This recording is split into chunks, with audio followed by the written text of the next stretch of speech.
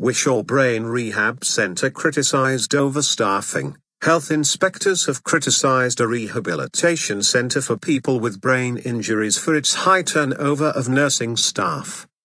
Healthcare Improvement Scotland, HIS, said nurses at the Murdostoun Brain Injury Rehabilitation Centre lacked appropriate experience. Inspectors also said there was a high use of agency staff at the centre near Wishaw in North Lanarkshire. It has now been given until the end of next month to address the problem.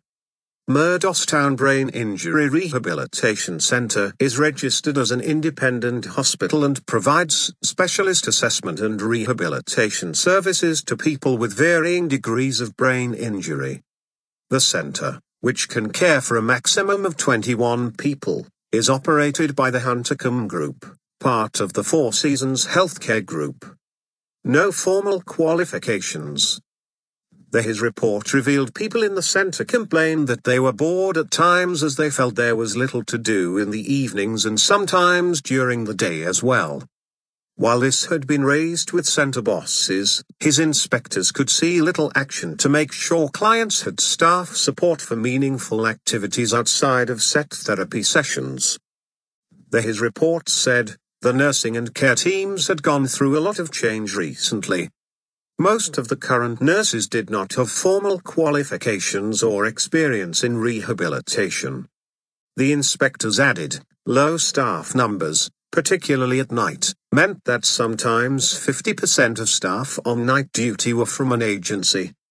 According to the report, the high turnover is not ideal in any care setting, but particularly in a rehabilitation setting where staff consistency is of key importance.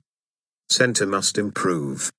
Instead of being supported throughout the recommended 24-hour period, rehabilitation treatment was limited to between 930 and 1700 hours, the inspection said.